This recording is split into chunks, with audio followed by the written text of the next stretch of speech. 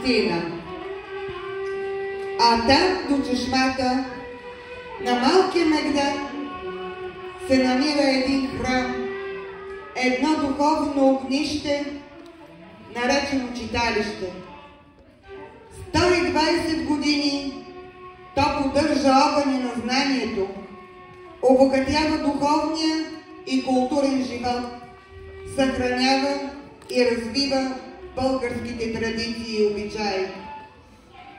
120 години то обединява хората от различна възраст, пол и етнос. 120 години многобройни читалищни деятели, самоделци и даровити хора със своя всеотдаен труд и талант запазиха българския дух и националната идентичност, за да продължи своя път и занапред. И нека не забравяме, че българщината се крепи на трите стълба – училище, православен храм, читалище, образование, вяра и култура. Читалището е извор на вековна мъдрост и дава духовна светлина на всеки, поел по пътя към бъдещето. И то ще пребъде.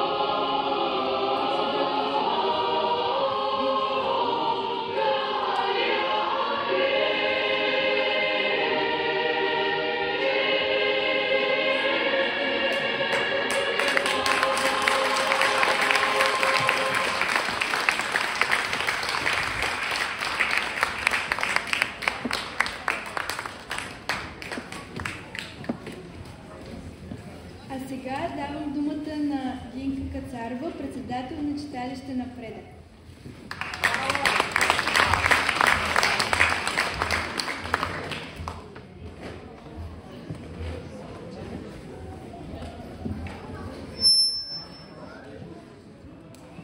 Най-напред да кажа благодаря и благодаря за това, което се направи. Браво!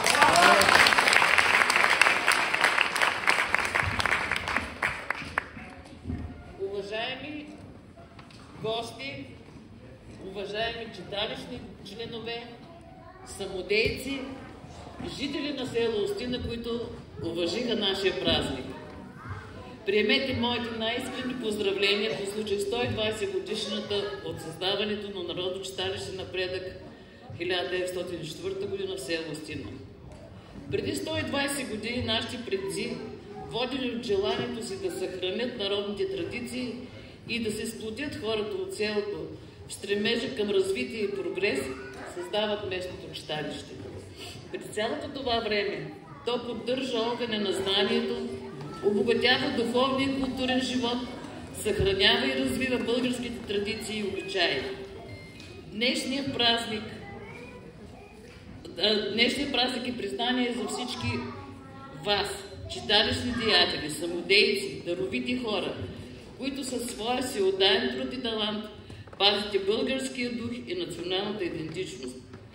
Вашата упорита работа е еталон за родолюбие, вашата всеотдайност – пример за подражание.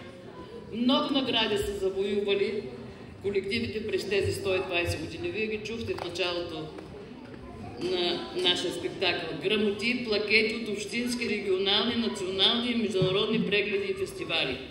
Вашите многобройни изяви са знак за ярко културно и духовно присъствие. На всички пожелавам здраве, ентусиазъм, много творчески идеи и успехи в благородното читалище. Честит юбилей!